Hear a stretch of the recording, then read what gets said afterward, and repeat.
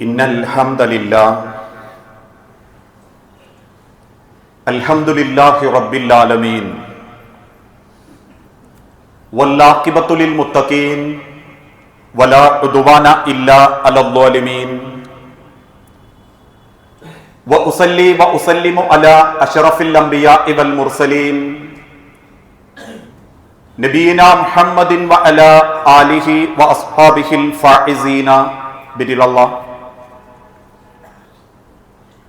اللهم صل على محمد وعلى آل محمد كما صليت على إبراهيم وعلى آل إبراهيم وبارك على محمد وعلى آل محمد كما باركت على إبراهيم وعلى آل إبراهيم إنك حميد مجيد. أعوذ بالله من الشيطان الرجيم. بسم الله الرحمن الرحيم. يا أيها الذين آمنوا اتقوا الله حق تقاته ولا تموتن إلا وأنتم مسلمون. يا أيها الناس اتقوا ربكم الذي خلقكم من نفس واحدة وخلق منها زوجها وبث منهما رجالا كثيرا ونساء واتقوا الله الذي تساءلون به والأرحام إن الله كان عليكم رقيبا. بسم الله الرحمن الرحيم.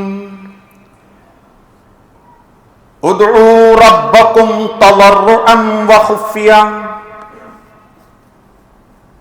رب اشرح لي صدري ويسر لي امري. സ്നേഹാദരണീയരായ വിശ്വാസിനി സഹോദരങ്ങളെ, സർവലോക രക്ഷിതാവായ അള്ളാഹുവിന്റെ നിയമങ്ങളും നിർദ്ദേശങ്ങളും അന്ത്യപ്രവാചകൻ മുഹമ്മദ് മുസ്തഫ റസൂലുള്ളാഹി സല്ലല്ലാഹു അലൈഹി വസല്ലമയുടെ ജീവിതചര്യകളും സ്വന്തം ജീവിതത്തിന്റെ എല്ലാ രംഗത്തും അള്ളാഹുവിനെ സ്നേഹിച്ചുകൊണ്ട് ജീവിതത്തിൽ പകർത്തണമേ എന്ന് ആദ്യമായി ഉണർത്തുകയാണ്, വസിയത്ത് ചെയ്യുകയാണ്. നമ്മുടെ ഓരോരുത്തരുടെ ജീവിതത്തിലും ഒരുപാട് പ്രയാസങ്ങളിലൂടെയും പരീക്ഷണങ്ങളിലൂടെയുമാണ് നമ്മളൊക്കെ നീങ്ങിക്കൊണ്ടിരിക്കുന്നത്. ആ പരീക്ഷണങ്ങളും പ്രയാസങ്ങളും നാനാഭാഗത്തു നിന്നും നമ്മളെ സ്വാധീനിക്കുമ്പോൾ ഒരു വിശ്വാസിയെ സംബന്ധിച്ചിടത്തോളം അവനുള്ള വലിയൊരു ആശ്വാസം ആ സങ്കടങ്ങളും ബുദ്ധിമുട്ടുകളും അള്ളാഹുവിന്റെ മുൻപിൽ തുറന്നു പറഞ്ഞ് മനസ്സമാധാനത്തിന് വേണ്ടി പ്രാർത്ഥിക്കാൻ സാധിക്കും എന്നുള്ളതാണ്. കാരണം അള്ളാഹു തീരുമാനിച്ച ഒരു തീരുമാനം അതൊരാൾക്ക് മാറ്റാൻ സാധിക്കുമെങ്കിൽ അത് അള്ളാഹുവിന് മാത്രമേ സാധിക്കുകയുള്ളൂ. മനുഷ്യന്റെ പണം കൊണ്ടോ അധികാരം കൊണ്ടോ അവനുണ്ടെന്ന് അവൻ അഭിമാനിക്കുന്ന അവന്റെ ആരോഗ്യം കൊണ്ടോ റബ്ബിന്റെ ഒരു തീരുമാനം മാറ്റാൻ അവനെ കൊണ്ട് സാധിക്കില്ലെങ്കിൽ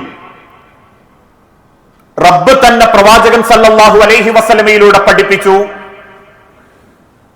അള്ളാഹുവിന്റെ ഒരു തീരുമാനം അള്ളാഹു മാറ്റുന്നത് പ്രാർത്ഥനയിലൂടെ മാത്രമാണ്.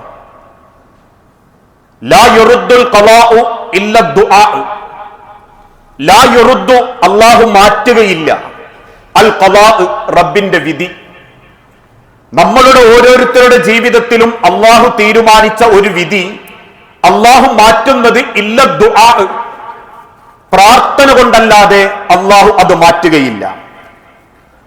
അവനവന്റെ ഹൃദയം റബ്ബിനെ ഏൽപ്പിച്ചുകൊണ്ട് ഹൃദയം തുറന്ന് ആത്മാർത്ഥതയോടുകൂടി റബ്ബിനോട് ആര് പ്രാർത്ഥിക്കുന്നുവോ അതൊരു വിശ്വാസിയുടെ ആയുധമാണ്.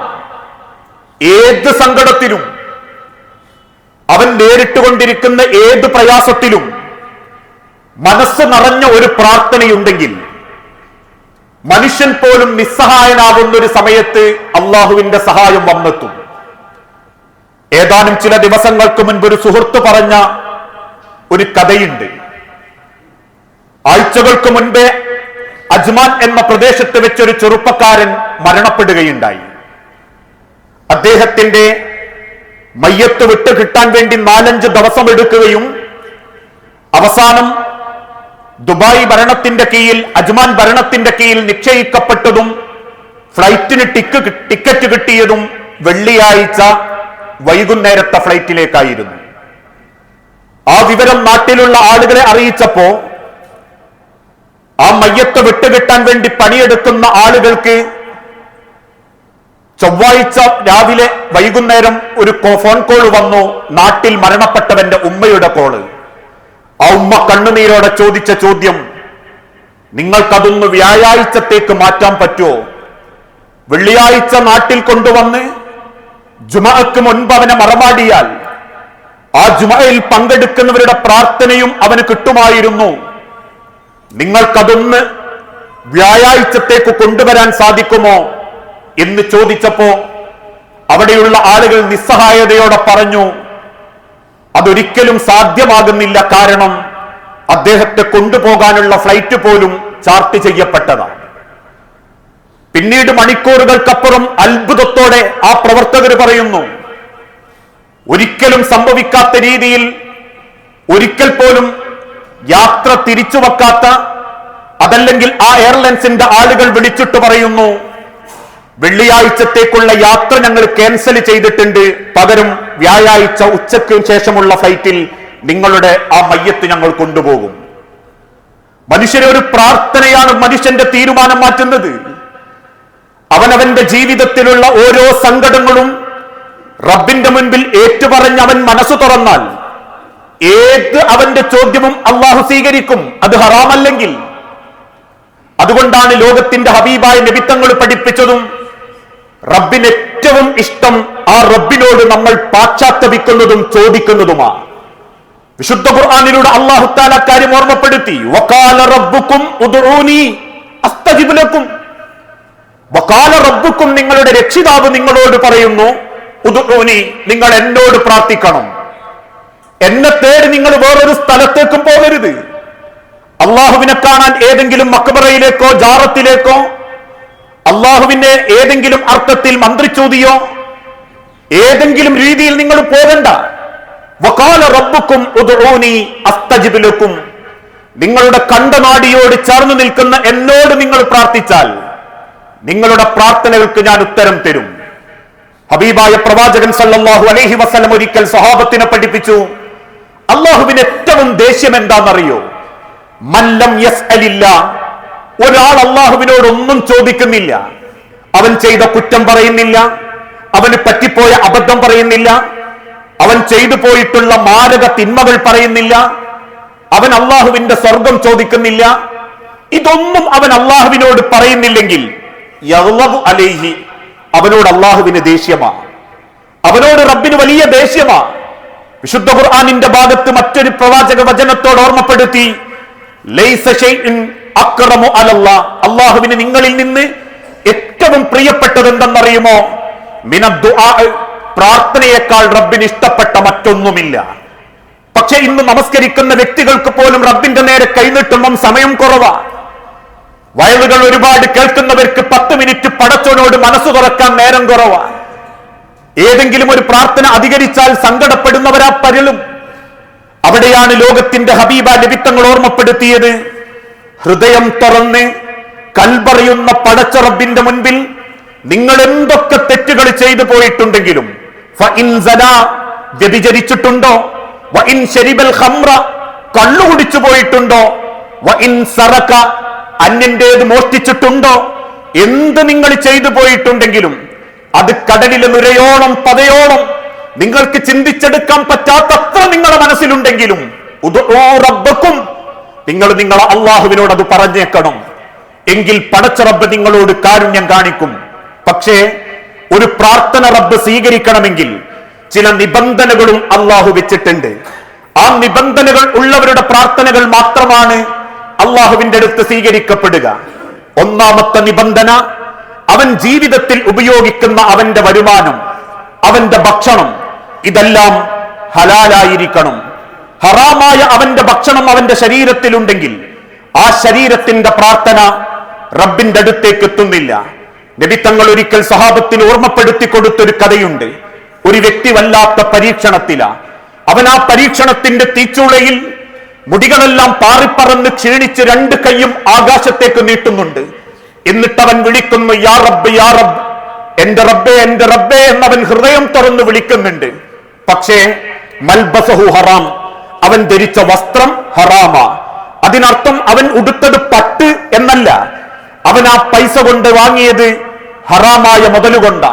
വമശ്റബഹു ഹറാം, അവൻ കുടിച്ചതും ഹറാമാ. വമഅകുലുഹു ഹറാം, അവൻ ഭക്ഷിച്ചതും ഹറാമാ. വമൻസിലുഹു ഹറാം, അവന്റെ വീടും ഹറാമാ. വമർകബഹു ഹറാം, അവന്റെ വാഹനവും ഹറാമാ.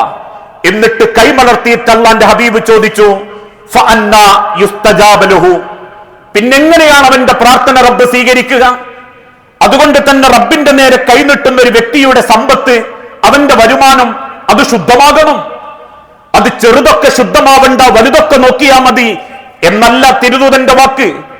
ഏത് ചെറുതാണെങ്കിലും വലുതാണെങ്കിലും ഇന്നല്ലാഹ ത്വയ്യിബുൻ, അല്ലാഹു ശുദ്ധിയുള്ളവനാ, ശുദ്ധന.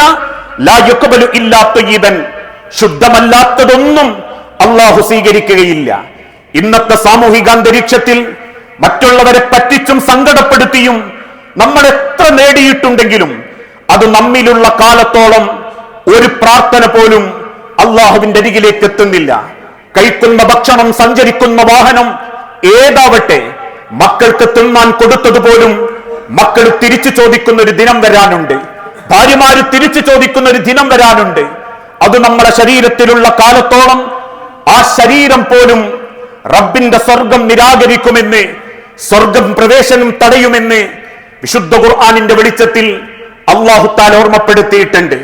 ഇന്നത്തെ സാമൂഹിക അന്തരീക്ഷത്തിൽ നമ്മളേറെ ചിന്തിക്കേണ്ട ഒരു വിഷയമാണത്. ആർത്തി പിടിച്ചോടുകയാ മനുഷ്യൻ പണമുണ്ടാക്കാൻ വേണ്ടി. ഏതർത്ഥത്തിലും ഏത് തിന്മ ചെയ്തിട്ടും അവനവന്റെ ബാങ്ക് ബാലൻസ് വലുതാക്കാനും അവനവന്റെ സാമ്പത്തിക മെച്ചപ്പെടുത്താനും ഹക്കും ബാത്തിലും നോക്കാതെ ഓടിക്കൊണ്ടിരിക്കുന്ന ആളുകൾ കച്ചവട രംഗത്ത്, അതല്ലെങ്കിൽ സാമൂഹിക രംഗത്ത് പ്രവർത്തിക്കുമ്പോ, അതല്ലെങ്കിൽ മനുഷ്യന്റെ ജീവിതത്തിന്റെ ജോലി രംഗത്ത് പോലും ആ തട്ടിപ്പുകൾ വർദ്ധിച്ചു വന്നുകൊണ്ടിരിക്കുകയാ. ചിന്തിച്ചു നോക്കൂ, ഇന്നത്തെ സാമൂഹിക പ്രശ്നങ്ങളിൽ ഒരു വലിയ പ്രശ്നമായി ആളുകൾ നേരിട്ടുകൊണ്ടിരിക്കുന്നതും ഇന്നത്തെ ബിസിനസ്സുകാർക്കിടയിൽ, കച്ചവടക്കാർക്കിടയിലുള്ള അള്ളാഹുവിനെ മറന്നുകൊണ്ടുള്ള യാത്രകളാണ്. എല്ലാ കച്ചവടക്കാരും അത്തരക്കാര് എന്നെ വാക്കിനെ ദുർവ്യാഖ്യാനം ചെയ്യരുത്. മറിച്ച് ഇന്ന് ചില ആളുകൾ വാടക അന്യായമായി കൂട്ടിച്ചോദിക്കുന്നു. ആരും നോക്കാനില്ലാത്തൊരു കാലത്ത് അദ്ദേഹത്തിന്റെ സ്ഥാപനം തെരഞ്ഞെത്തി ആ സ്ഥാപനത്തിന്റെ വാടക ഉറപ്പിച്ച് അവിടെ കച്ചവടം തുടങ്ങി അവന്റേതായ ബിസിനസിന്റെ തന്ത്രം കൊണ്ടും അവന്റേതായ പ്രാർത്ഥന കൊണ്ടും അവന്റെ ബിസിനസ് അല്പം വലുതാകുമ്പോ 5 കൊല്ലം ആ വാടക കൊടുത്ത് കുടുംബം പോറ്റിയിരുന്ന വ്യക്തി തിരിച്ചു വന്ന കച്ചവടത്തിന്റെ ബാഹുല്യവും ആൾക്കൂട്ടവും കണ്ടു പറയുന്നു, എനിക്കതിന്റെ ഇരട്ടി കിട്ടണം. എങ്ങനെയാ ഇവന്റെ കുടുംബം ആദ്യത്തിലേക്ക് എത്തിപ്പെട്ടത്? വാടക കൂട്ടി ചോദിക്കരുത് എന്നെന്റെ വാക്കിനെ ദുർവ്യാഖ്യാനിക്കരുത്. മറിച്ച് കച്ചവടം കാണുമ്പം ആവശ്യക്കാര് കൂടും, സ്ഥാപനത്തിന് ആൾക്കാർ കൂടും, അവര് മുതലാളിയെ സ്വാധീനിക്കും. വാടക കൂട്ടി ചോദിച്ചവൻ അവിടെ നിന്ന് ഒഴിവാക്കിയാൽ അതേ ബിസിനസ് ഞങ്ങൾ നടത്തി, ഞങ്ങൾ നിങ്ങൾക്ക് ഇരട്ടി തരാമെന്ന ധാരണയിലാണ് അങ്ങനെ സമ്പാദിക്കുന്നതെങ്കിൽ ഇസ്ലാം ഒരിക്കലും അത് ഹലാലാക്കിയിട്ടില്ല. അതോടൊപ്പം തന്നെ മേൽവാടക വിഷയത്തിൽ പോലും ഉലമാക്കൾ കൃത്യമായ ധാരണ ഈ സമൂഹത്തിന് നൽകിയിട്ടുണ്ട്. ആരോടോ പറഞ്ഞു വാക്കൊപ്പിച്ച് ഒരു ധാരണ മാത്രം വാക്കിലൊതുക്കി പിന്നീട് മേൽവാടക കൊടുത്ത് മുതലാളി അറിയാതെ ലക്ഷങ്ങൾ സമ്പാദിക്കുന്ന ആളുകൾ ഇസ്ലാം അത് അനുവദിച്ചിട്ടുണ്ട്. ഏതർത്ഥത്തിൽ? അത് നൽകപ്പെടുന്ന ഒറിജിനൽ മുതലാളി ആ വിഷയം അംഗീകരിച്ചിട്ടുണ്ട് എങ്കിൽ, ആ മുതലാളി അംഗീകാരത്തോടു കൂടിയാണെങ്കിൽ നിങ്ങൾക്ക് മേൽഭാഗം കൊടുക്കാം എങ്കിൽ അത് മറ്റൊരാളെ ദുരിതപ്പെടുത്തുന്നതാവാൻ പാടില്ല. ഇനി അതല്ല, അങ്ങനെ കൊടുക്കുന്ന സമയത്ത് നിങ്ങൾക്കതിൻ്റെതായ ഉൽപ്പന്നത്തിൽ ആ ഷോപ്പിൽ നിങ്ങളായിരിക്കണം മുതലാളിയെ പോലെ ആ ഷോപ്പിന് വേണ്ട കൈകാര്യകർത്തത്തിൽ ഒന്ന് പെയിന്റ് അടിക്കാൻ, അവിടെയുള്ള ആവശ്യങ്ങൾക്ക് വേണ്ടി നിങ്ങളും സന്നദ്ധനാവണം. അല്ലാതെ ഇടക്ക് നിന്ന് മുതലാളി അറിയാതെ മേൽവാടക കൊടുത്ത് പ്രശ്നം വരുമ്പോ മുതലാളിന്റെ തലയിലിട്ട് എടക്ക നിന്ന് പൈസ വസൂലാക്കുന്ന രീതിയും അനുവദനീയമല്ല എന്ന് ഉലമാക്കൾ കൃത്യമായി രേഖപ്പെടുത്തിയിട്ടുണ്ട്. ഇനി അത് ജോലിയുടെ രംഗത്താണെങ്കിൽ പോലും ഇന്ന് പലരും സ്ഥാപനം തുറന്നു വെച്ചിട്ട് ജനങ്ങളെ സ്വാധീനിക്കും. നിങ്ങൾക്ക് വിസ തരാം, നിങ്ങൾക്ക് 6 മണിക്കൂർ പണി, 8 മണിക്കൂർ പണി, അതും കേശലിരിക്കുന്ന പണി, ആവേശത്തോടുകൂടി കിടപ്പാടം പണയപ്പെടുത്തി പല സാധു ചെറുപ്പക്കാരും ട്രാവൽസുകാരന്റെ വാക്കുകേട്ട് ഇറങ്ങിച്ചെല്ലും. അവസാനം വിദേശത്തെത്തുമ്പോ അവന്റെ ജീവിതത്തിൽ 16 മണിക്കൂർ പണിയും കിടന്നുറങ്ങാനും ഭക്ഷണവും കിട്ടുന്നില്ല എങ്കിൽ വാങ്ങിവെച്ച കെട്ടുകൾ നിങ്ങളുടെ ഭാരങ്ങളിൽ വലിയ ഭാരമായി നാളെ റബ്ബിന്റെ മുൻപിൽ നമ്മൾ ഓരോരുത്തരും അനുഭവിക്കേണ്ടി വരും. വാഹന കൈമാറ്റ രംഗത്ത് പോലും ഡോക്ടർമാരുടെ ചിഹ്നമൊട്ടിച്ചാൽ കുത്തിപ്പാളീസായി പൊട്ടിപ്പൊളിഞ്ഞ വാഹനം പുട്ടിട്ടുകൊണ്ടുവന്ന് ഡോക്ടറുടെ സ്വാധീനത്തിലുള്ള വണ്ടിയാണെന്ന് ബോധ്യപ്പെടുത്തിയാൽ അത് കച്ചവട തന്ത്രമായേക്കാം. അത് ആക്റ്റീവയാണെങ്കിലും ഇരുചക്രവാഹനമാണെങ്കിലും 4 ചക്രമാണെങ്കിലും മറ്റൊരാളെ വഞ്ചിച്ചിട്ട് 1 രൂപ കുടുംബത്ത് കൊണ്ടുപോയിട്ടുണ്ടെങ്കിൽ ആ 1 രൂപ ശരീരത്തിലും സമ്പത്തിലും കയറിയ കാലത്തോളം ലാ യുഖ്ബലു, അള്ളാന്റെ സ്വർഗത്തിലേക്ക് അവരെത്തുകയില്ല. അതുകൊണ്ട് തന്നെ പ്രാർത്ഥന റബ്ബിന്റെ അരികിലേക്ക് എത്തണമെങ്കിൽ സമ്പത്ത് സംശുദ്ധമാകണം. ഏത് രംഗത്തും ഇന്ന് പൊതുവെ സമൂഹത്തെ സ്വാധീനിക്കുന്ന ചില സാമ്പത്തിക അക്രമങ്ങൾ സൂചിപ്പിച്ചു എന്ന് മാത്രം, ഇതെല്ലാ രംഗത്തുമുണ്ട്. അളവിലും തൂക്കത്തിലും കൃത്രിമം കാണിക്കുന്നവരുണ്ട്, അതല്ലെങ്കിൽ ഇടയാളനായി നിന്ന് വെറുതെ കമ്മീഷൻ പറ്റുന്നവരുണ്ട്, ഇസ്ലാം അനുവദിച്ച കമ്മീഷനുണ്ട്. എന്നാൽ ഇതൊന്നും ചെയ്യാതെ ഭയപ്പെടുത്തി കാര്യം നേടും. അവനൊന്ന് സംതൃപ്തിപ്പെടുത്തിയിട്ടില്ലെങ്കിൽ ഓൻ രാഷ്ട്രീയപരമായി നമ്മളിടയിൽ വന്ന് ഇടങ്കോടുണ്ടാക്കും എന്ന ഭയത്തിന്റെ പേരിൽ ഒരാൾ എന്തെങ്കിലും കൊണ്ടുത്തരുമ്പം ആ കമ്മീഷൻ പറ്റുന്ന രീതിയൊക്കെ പറയുകയാണെങ്കിൽ ആളുകൾക്ക് മനസ്സിൽ വെറുപ്പ് തോന്നുന്ന ഇന്നത്തെ സാമ്പത്തിക സമ്പാദന രീതികളിൽ പലതും അല്ലാഹു ഹറാമാക്കിയതാ. അതിന്റെ പേരിലാ ഇന്ന് സമൂഹം ദുരിതപ്പെടുന്നത്. അതിന്റെ പേരിലാ നല്ല ഉൽപ്പന്നങ്ങൾ വിറ്റഴിക്കപ്പെടാത്തത്. അതിന്റെ പേരിലാ പലരും മനസ്സ് വേദനിച്ച് ജീവിച്ചു കൊണ്ടിരിക്കുന്നതെങ്കിൽ ഹബീബായ നബി തങ്ങൾ ഓർമ്മപ്പെടുത്തിയതുപോലെ പണം സംശുദ്ധമല്ലേ, ഹലാലല്ലേ, അവന്റെ പ്രാർത്ഥന അവന്റെ തലവിട്ട് കടക്കുന്നില്ല, അള്ളാന്റെ അരികിലേക്ക് എത്തുന്നില്ല. നിങ്ങൾ ചോദിച്ച സ്വർഗം അള്ളാഹു നിങ്ങൾക്ക് നൽകില്ല. പാപങ്ങൾ മുഴുവനും പുറത്തു എന്ന് നിങ്ങൾ വിശ്വസിക്കുന്നുണ്ടെങ്കിലും റബ്ബിന്റെ അരികിലെത്തുമ്പോ ആ പാപഭാരത്തിന്റെ കണക്ക് അള്ളാഹു അവർക്ക് കാണിച്ചു കൊടുക്കുകയും ചെയ്യും. രണ്ടാമത്തത്, പ്രാർത്ഥനയിൽ വിനയമുള്ളവരാകണം. ഭക്തിയോടെ റബ്ബിനോട് ചോദിക്കണം. ഉദ്ഉ റബ്ബക്കും തളർറുഅൻ വഖുഫിയ. നിങ്ങൾ റബ്ബിനോട് ചോദിക്കേണ്ടത് വിനയത്തോടെയും രഹസ്യമായിട്ടുമാകണം. നാം പാപിയാണെന്ന ബോധമുണ്ടാകണം. എനിക്കെന്തോ തെറ്റുകൾ പറ്റിപ്പോയിട്ടുണ്ട് എന്ന സ്വയം കുറ്റബോധത്തോടെ റബ്ബിനോട് പ്രാർത്ഥിക്കണം. ഇന്ന് പലരും ദുആ ചെയ്യുന്നത് പോലും ആളെ കാണിക്കാൻ വേണ്ടിയാ. അതുകൊണ്ടാ ഹറമിലൊക്കെ പോകുന്ന സമയത്ത് നമ്മൾ കാണാറില്ലേ, ഉറക്ക ജാഥ വിളിക്കുന്ന രീതിയിൽ ദുആ നടത്തുന്ന ആളുകളുണ്ട്. അതല്ലെങ്കിൽ ബസ് കുത്തിരുന്ന് ക്ലിക് സുബ്ഹാനല്ലാ ചെയ്യാൻ, അത് ചൊല്ലിത്തീർക്കാൻ എണ്ണം പിടിക്കുന്ന ഒരു മിഷ്യൻ. എന്തിനാ മനുഷ്യരെ എണ്ണം? അള്ളാന്റെ ഹബീബ് എണ്ണം പഠിപ്പിച്ചത് നമസ്കാരത്തിന് ശേഷമുള്ള ദുആകളിലാ, അതോടൊപ്പം തന്നെയുള്ള ചില പ്രാർത്ഥനകളിലുമാ. ഏത് സമയത്തും ചെല്ലുന്ന ദിക്റുകൾക്ക് നിങ്ങൾ കയ്യിൽ ഒരു ടിക്ക് കൊണ്ടടക്കണം, ഒരു തസ്ബീഹ് മാല കൊണ്ടടക്കണം എന്ന് ലോകത്തിന്റെ ഹബീബ നബി തങ്ങൾ പഠിപ്പിച്ചിട്ടില്ല. ആ തസ്ബീഹ് മാലക്ക് അതിന്റെ പ്രാധാന്യം കൊടുത്തപ്പോ വാഹനമിറക്കുന്ന സമയത്ത് തസ്ബീഹ് മാല കണ്ണാടിമ തൂക്കിയിട്ടിട്ട് ബർക്കത്തെടുക്കുന്നവരുണ്ട്. ഏതെങ്കിലും ജാറത്തിലും മക്ബറയിലും ചെന്ന് തസ്ബീഹ് മാല പൂജിച്ചു കൊണ്ടുവരുന്നവരുണ്ട്. ഇസ്ലാമിൽ ദിക്ർ ചൊല്ലുമ്പോ അത് രഹസ്യമായിട്ടും ഹൃദയം തുറന്നും അള്ളാഹുവിന്റെ മുൻപിലായിരിക്കണം. അത് നിങ്ങൾ ആളെ കൂട്ടണം, കുറെ സങ്കടപ്പെട്ട് കരയണം എന്നൊന്നും വിശുദ്ധ ഖുർആനിലൂടെയോ പ്രവാചക വചനത്തിലൂടെയോ അള്ളാഹുവിന്റെ മതം പഠിപ്പിച്ചിട്ടില്ല. ആളെ കാണിക്കാൻ വേണ്ടി ഏതെങ്കിലും പറമ്പിലേക്ക് കൂട്ടിക്കൊണ്ടുവന്ന് ഒരു വലിയ ദുആ മജ്ലിസ് നടത്തി പ്രാർത്ഥിക്കുന്നവൻ എന്തെന്ന് പ്രാർത്ഥിക്കുന്നത് പോലും അറിയാതെ കണ്ണു നിറഞ്ഞ മൂക്ക് ചീറ്റിയും സങ്കടപ്പെട്ടും ദുആ ഇറക്കുന്നതല്ല. മറിച്ച് ഹൃദയം തുറന്ന് അറിയാവുന്ന ഭാഷയിൽ റബ്ബിന്റെ നേരെ കൈനീട്ടിയിട്ടും റസൂല് പഠിപ്പിച്ച വാക്കുകളിലൂടെ അതേ അറബി അക്ഷരത്തിലൂടെയും നിങ്ങൾ അള്ളാന്റെ നേരെ കൈനീട്ടി പറയണം.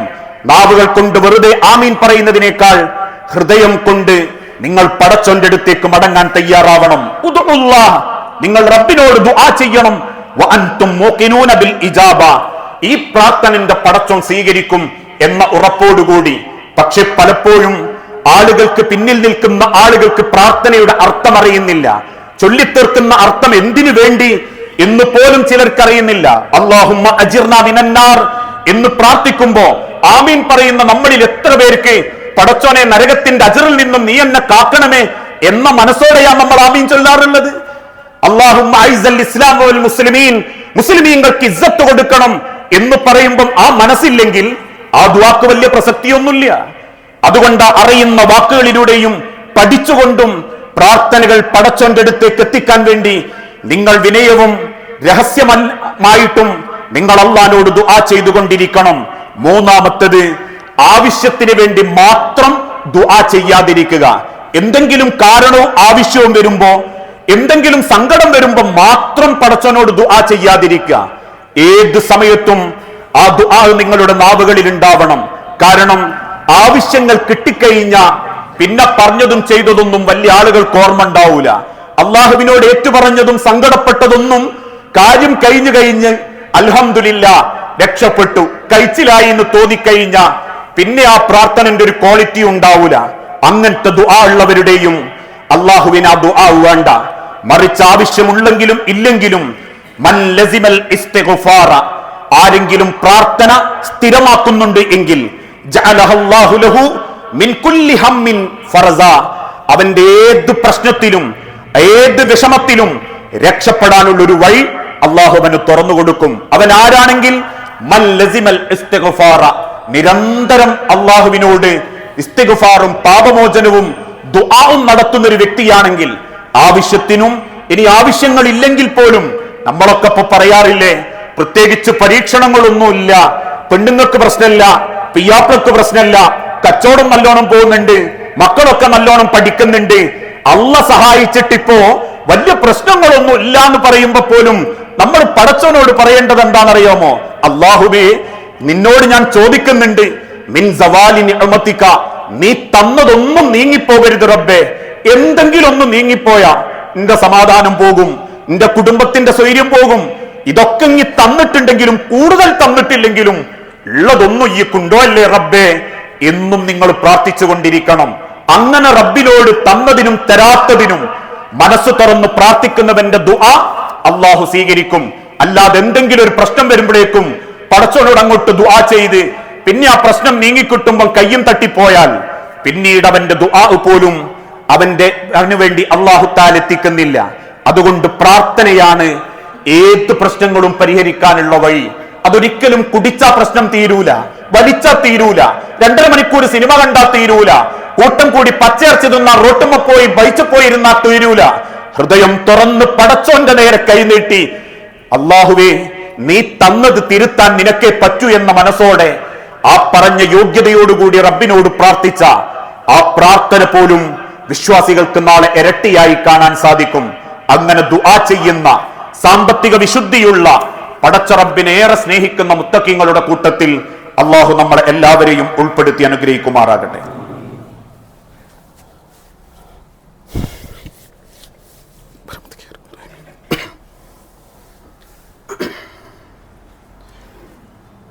അൽഹംദുലില്ലാഹ്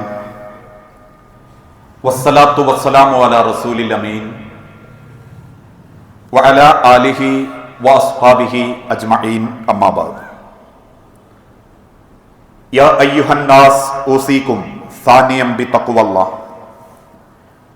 ജീവിതത്തിന്റെ ഒരു രംഗത്തും അള്ളാഹുവിനെ മറന്ന് ജീവിക്കരുത് എന്ന് എന്നോടെന്ന പോലെ നമ്മളിൽ ഓരോരുത്തരോടും വസിയത്ത് ചെയ്യുകയാണ്, ഉപദേശിക്കുകയാണ്. മഹാനായ പ്രവാചകൻ സല്ലല്ലാഹു അലൈഹി വസല്ലമ ഒരിക്കൽ മദീന പള്ളിയിലെ ഉക്കാള ചന്തയിലൂടെ, പള്ളിക്കടുത്തുള്ള ഉക്കാള ചന്തയിലൂടെ നടന്നു പോകുമ്പോൾ നല്ല ഒരു വിരിപ്പിൽ ഭംഗിയുള്ള ഗോതമ്പ് കൂട്ടിവെച്ചത് കണ്ടു. ആ ഗോതമ്പിന്റെ തെളിച്ചവും തിളക്കവും ഭംഗിയും കണ്ടപ്പോൾ നബി സല്ലല്ലാഹു അലൈഹി വസല്ലമയുടെ മുഖത്ത് വല്ലാത്തൊരു സന്തോഷം. പുഞ്ചിരിയോടെ അദ്ദേഹം ആ ഗോതമ്പ് വിൽക്കുന്ന സ്വഹാബത്തിന്റെ അരികിൽ ചെല്ലുകയും അതിൽ നിന്ന് അല്പം ഗോതമ്പ് കൈകൊണ്ട് പിടിച്ചെടുക്കുകയും ചെയ്തു. ആ വാരിയെടുക്കുന്ന സമയത്ത് പ്രവാചകൻ സല്ലല്ലാഹു അലൈഹി വസല്ലമയുടെ കയ്യിന്റെ പിൻഭാഗത്തൊരു ചെറിയ നനവ് പോലെ അള്ളാഹുവിന്റെ ഹബീബിന് അനുഭവപ്പെടുകയുണ്ടായി. വാരിയെടുത്ത ഗോതമ്പ് അരികിലേക്ക് വെച്ച് ആ കൂട്ടിയിട്ട ഗോതമ്പിന്റെ ഉള്ളിലേക്ക് കൈയിട്ട് അള്ളാന്റെ ഹബീബ് ഒരു പിടിയെടുത്ത് പുറത്തേക്ക് വന്നു. ആ പുറത്തേക്കെടുത്ത പിടി തുറന്നു നോക്കുമ്പോ നനഞ്ഞതും കേടുവന്നതും ചവർപ്പ് പോലെ ഒരു വൃത്തിയും ഭംഗിയുമില്ലാത്ത ഗോതമ്പ് കണ്ടപ്പോ ലോകത്തിന്റെ പ്രവാചകൻ സല്ലല്ലാഹു അലൈഹി വസല്ലമയുടെ മുഖം ദേഷ്യം കൊണ്ട് ചുവക്കാൻ തുടങ്ങി. ഹബീബായ നബി തങ്ങളുടെ മുഖഭാഗം ചുവന്ന് തടുത്തപ്പോ അത്രയേറെ ദേഷ്യത്തോടുകൂടി റസൂൽ ചോദിച്ചൊരു ചോദ്യം, അള്ളാഹുവിന്റെ ദുനിയാവിൽ നരകം വിലക്ക് വാങ്ങാൻ വേണ്ടി കച്ചവടത്തിനിറങ്ങിയതാണോ സഹോദരാ നീ വിൽക്കുന്ന കൂമ്പാര ഗോതമ്പിനേക്കാൾ ഉണങ്ങിയ ഒരു പിടി ഗോതമ്പ് വിറ്റാൽ പോലും നിനക്കല്ല ബർക്കത്ത് നൽകുമെങ്കിൽ ബർക്കത്തില്ലാത്ത 1000 പിടി ഗോതമ്പ് വിറ്റ് നരകത്തിലേക്കാണോ നീ ആഗ്രഹിക്കുന്നത്? എണീറ്റ് പോടാ എന്ന് വെറുപ്പോടെ അള്ളാന്റെ ഹബീബ നബി തങ്ങൾ ഓർമ്മപ്പെടുത്തിയിട്ടുണ്ടെങ്കിൽ ഇന്ന് സാമ്പത്തിക രംഗത്ത് എല്ലാ രംഗത്തും ഇടപെടുന്ന ആളുകൾ 1000 തവണ ഈ ചരിത്രം ഓർമ്മിക്കേണ്ടതുണ്ട്. കാരണം നമുക്ക് പലതും പല സമയത്തും അത്യാവശ്യമായി വരുമ്പോ റബ്ബിന്റെ നേരെ കൈനീട്ടുന്ന സമയത്ത് പോലും മനസ്സിന്റെ ഉള്ളിൽ കുറ്റബോധം ഉണ്ടാവാൻ പാടില്ല. എങ്ങനെ? നിന്റെ പ്രാർത്ഥനകൾക്ക് സ്വീകരിക്കാതിരിക്കാനുള്ള ഒരാളെ മനസ്സ് വേദനിച്ചൊരു ഉറുപ്പ്യന്റെ ഇല്ല റബ്ബേ എന്നൊരു സമാധാനം ഉണ്ടല്ലോ മനുഷ്യരെ. ആ നിർണായക ഘട്ടത്തിൽ നമുക്ക് നൽകുന്ന ആശ്വാസം വലുതാ. അതിനു പകരം ആളെ പറ്റിച്ചും വഞ്ചിച്ചും കള്ളത്തരം കാണിച്ചും ഉണ്ടാക്കിയ മുതലൊന്നും ഉപകാരപ്പെടാതെ നിസ്സഹായതയോടെ നിൽക്കുമ്പോൾ പടച്ചോന്റെ നേരെ കൈനീട്ടുമ്പോ പോലും അത് അള്ള സ്വീകരിക്കൂല എന്ന് തോന്നുന്ന ഒരു കുറ്റബോധം ഉണ്ടല്ലോ, അത് നേടിയ സമ്പത്തുകളൊക്കെ നശിപ്പിച്ചു കളയുന്ന ഒരു വേദനയായി ദുനിയാവിലും ആഖിറത്തിലും നമ്മൾ ഓരോരുത്തരും അനുഭവിക്കേണ്ടി വരും. അതുകൊണ്ടാണ് നബി തങ്ങൾ ഓർമ്മപ്പെടുത്തിയത്, നിങ്ങൾ ദുആ ചെയ്യണം അള്ളാഹുവിനോട്. എന്ത് ചോദിച്ചുകൊണ്ട്? അല്ലാഹുമ്മ ഇന്നി അസ്അലുക്കൽ ഖുബൂല, റബ്ബേ ഞാൻ നിന്നോട് പ്രാർത്ഥിച്ച പ്രാർത്ഥന റബ്ബനാ തഖബ്ബൽ മിന്നാ, നീ സ്വീകരിക്കണം റബ്ബേ. തള്ളിക്കളയുന്നവരെ കൂട്ടത്തിൽ ഈ എന്നെ പെടുത്തല്ലോ റബ്ബേ, ആ ദുആ നീ സ്വീകരിക്കണം നാദാ. വത്തൗഫീഖ, നിന്റെ അനുഗ്രഹം എനിക്കുണ്ടാവണം. വൽ ഇഖ്ലാസ, അതോടൊപ്പം പടച്ചോനെ നിഷ്കളങ്കതയുണ്ടാകണം. ഫിൽ ഖൗലി വൽ അമലി, ഞാൻ ഈ ചോദിക്കുന്ന ദുആലും ചെയ്യുന്ന പ്രവൃത്തിയിലും ഒരു അനുഗ്രഹം ഒരു തൗഫീഖ് എനിക്ക് ഉണ്ടാകണം റബ്ബേ. അല്ലാണ്ട് ഞാൻ ഈ കാണിക്കുന്നത് കൊണ്ടൊന്നും അള്ളാന്റെ അരികിലേക്ക് എനിക്കൊരു ഗുണവും തരാത്തൊരവസ്ഥയാണെങ്കിൽ ഇതുകൊണ്ടൊന്നും എനിക്കൊരു നേട്ടം ഉണ്ടാവൂല റബ്ബേ എന്ന് ചിന്തിക്കണം. ചെയ്യുന്ന അമലുകൾക്ക് അള്ളാന്റെ അടുത്ത് തൗഫീഖ് ഉണ്ടാവണം. നമസ്കാരം കൃത്യമായിട്ട് നിസ്കരിക്കുന്നവനാണ് നാട്ടുകാർ പറഞ്ഞാൽ പോരാ, അള്ള പറയണം. ഓനാള് സ്വഭാവത്തിൽ എ ക്ലാസ് ഡീസന്റ് ദീനാണ്, നാട്ടുകാർ ഖുർആൻ ക്ലാസ് പോകുന്നത് കണ്ടിട്ട് പറഞ്ഞാൽ പോരാ, പടച്ചോൻ പറയണം. ചെയ്യുന്ന കാര്യത്തിൽ ആത്മാർത്ഥതയോടുകൂടി അത് നിന്നെ ഏൽപ്പിക്കാൻ പറ്റുന്ന ഒരു നല്ല ഈമാനിന്റെ ദുആ ചെയ്യുന്നവന്റെ കൂട്ടത്തിൽ ഈ ഇന്നെ ചേർക്കണം റബ്ബേ. നിന്റെ ഒരു ദുആ പോലും ഈ തള്ളിക്കളയല്ലേ പടച്ചോനേന്നും നമ്മൾ അവസാനം പ്രാർത്ഥിക്കണം. ഏത് ദുആ ചെയ്താലും അവസാനം റബ്ബിനോട് അതാ പറയേണ്ടത്, അല്ലാഹുമ്മ ഇന്നി അസ്അലുക്കൽ ഖുബൂല, പടച്ചോനെ ഞാൻ ഈ ചോദിച്ചതൊക്കെ എനിക്ക് തരണം. ഒന്നും വേണ്ടാത്ത ചോദിച്ചിട്ടില്ല. എനിക്ക് കിട്ടാനുള്ളതും പെണ്ണുങ്ങളെ സൂക്കേടും ഇത് ഏറ്റക്കുറച്ചിലുകൊണ്ട് എനിക്ക് ആദ്യം കിട്ടാനുള്ളത് കിട്ടട്ടെ, രണ്ടാമത് ചോദിച്ച പെണ്ണുങ്ങൾക്ക് കിട്ടട്ടെ, മൂന്നാമത് ചോദിച്ച അയൽവാസിക്ക് കിട്ടട്ടെ. അല്ല റബ്ബേ, എനിക്കെല്ലാം കിട്ടണം, എല്ലാം ഇനി സ്വീകരിക്കണം. അതോടൊപ്പം സ്വീകരിച്ചാ പോരാ, ഞാൻ ചെയ്യുന്ന വാക്കിലും പ്രവൃത്തിയിലും ഒരു നന്മയും ആത്മാർത്ഥതയും അതോടൊപ്പം ഒരു നിഷ്കളങ്കതയും ഒരു അനുഗ്രഹമൊക്കെ എനിക്ക് വേണം റബ്ബേ. ഈ ഒരു പ്രാർത്ഥന നിരന്തരം പ്രാർത്ഥിക്കുമ്പോഴേ നമ്മൾ ചെയ്ത പ്രാർത്ഥന പോലും അള്ളാന്റെ അടുത്ത് സ്വീകരിക്കപ്പെടൂ. ആ തിരിച്ചറിവോടുകൂടി ജീവിക്കുന്ന യഥാർത്ഥ മുഅ്മിനീങ്ങളിൽ അള്ളാഹു നമ്മളെ ഓരോരുത്തരെയും ഉൾപ്പെടുത്തി അനുഗ്രഹിക്കുമാറാകട്ടെ. അറിഞ്ഞുമറിയാതെയും ഒരുപാട് തെറ്റുകുറ്റങ്ങൾ സംഭവിച്ചു പോയിട്ടുണ്ട് നാഥ. എല്ലാം വിട്ടുപുറത്തു മാപ്പാക്കി നിന്റെ സ്വർഗത്തിൽ ഇതിനേക്കാൾ മനോഹരമായ നിന്റെ ജന്നാത്തുൽ ഫിർദൗസിൽ ഞങ്ങൾക്ക് ഓരോരുത്തർക്കും സ്ഥാനം നൽകി ഞങ്ങളോട് നീ കാരുണ്യം കാണിക്കണമേ. അള്ളാഹുവെ, മക്കളില്ലാതെ പരീക്ഷണം നേരിട്ടുകൊണ്ടിരിക്കുന്ന ഒരുപാട് കുടുംബങ്ങളുണ്ട് നാഥ. മക്കളെന്ന് അനുഗ്രഹം നൽകി ഓരോ കുടുംബങ്ങളോടും നീ കാരുണ്യം കാണിക്കണമേ റബ്ബെ. ചെറുതും വലുതുമായ പല അസുഖങ്ങളിലും മനസ്സ് വേദനിച്ച് ജീവിക്കുന്ന ഒരുപാട് ആളുകളുണ്ട് നാഥ. എളുപ്പത്തിൽ ശിഫ നൽകി ആഫിയത്തോടെ ദീർഘായുസ്സോടെ ജീവിക്കാൻ ഓരോ രോഗികൾക്കും നീ തൗഫീഖ് നൽകണമേ. അല്ലാഹുമ്മ ഗ്ഫിർ ലിൽ മുഅ്മിനീന വൽ മുഅ്മിനാത്ത് അൽ മുസ്ലിമീന വൽ മുസ്ലിമാത്ത് അൽ അഹ്യാഹു മിൻഹുൽ വൽ അംവാത്ത് ഇന്നക മുജീബുദ് ദഅവാതി യാ ഖാദിയൽ ഹാജാത്ത്. اللهم اعز الاسلام والمسلمين واذل الشرك والمشركين. اللهم اجرنا من النار. اللهم اجرنا من النار. اللهم اجرنا من النار. അല്ലാഹുവേ, പ്രാർത്ഥിക്കണമെന്ന് വസിയത്ത് തന്നവരുണ്ട്. അസുഖം ബാധിച്ച് അങ്ങേയറ്റം വെന്റിലേറ്ററിൽ കിടക്കുന്നവരടക്കം നാഥ എന്താണോ ഓരോ രോഗികൾക്കും ഹൈറായത് ആ ഹൈർ നൽകി ക്ഷമയോടെ നിന്റെ പരീക്ഷണത്തെ നേരിടാൻ ഓരോ മനസ്സിനും നീ തഖ്വ നൽകണമേ. അള്ളാഹുവെ, കടബാധ്യതയിൽപ്പെട്ടവരും ഹറാമായ ലോണ് പോലെയുള്ള സംവിധാനത്തിൽ പെട്ടുപോയവരുമുണ്ട് റബ്ബേ. ഹലാലായ നിലക്ക് ബാധ്യതകൾ തീർക്കാനും കുറ്റമില്ലാതെ നിന്നെ കണ്ടുമുട്ടുന്ന മുത്തഖീങ്ങളിൽ ഉൾപ്പെടാനും ഞങ്ങൾക്ക് ഓരോരുത്തർക്കും നീ തൗഫീക്ക് നൽകണമേ റബ്ബേ. അറിവില്ലാത്ത കാലത്ത് സമ്പാദിച്ച സമ്പത്തുകളിൽ ഹക്കും ബാത്തിലും തിരയാൻ സാധിച്ചിട്ടില്ല നാഥ. ഹക്കായ സമ്പാദ്യമായി പരിഗണിച്ച് ഹറാമില്ലാത്ത സമ്പാദ്യത്തിന്റെ ഉടമയായി നിനക്കിഷ്ടപ്പെട്ട ദുആ സ്വീകരിക്കുന്ന മുഅ്മിനീങ്ങളിൽ നീ ഞങ്ങളെ ഉൾപ്പെടുത്തി അനുഗ്രഹിക്കണമേ നാഥ. ലോകത്തിന്റെ നാനാഭാഗത്ത് പരീക്ഷിക്കപ്പെടുന്ന സഹോദര വിശ്വാസികൾ ഗസയിലടക്കം ഞങ്ങളെ സഹോദരങ്ങൾക്ക് സമാധാനം നൽകുകയും ആത്യന്തികമായ സംതൃപ്തിയിലേക്ക് നീ ഓരോ ജനതക്കും തൗഫീക്ക് നൽകി അനുഗ്രഹിക്കണമേ. അല്ലാഹുമ്മ അജിർനാ മിനന്നാർ റബ്ബനാ ആതിനാ ഫിദ്ദുനിയ ഹസന വഫിൽ ആഖിറതി ഹസനത വഖിനാ അദാബന്നാർ.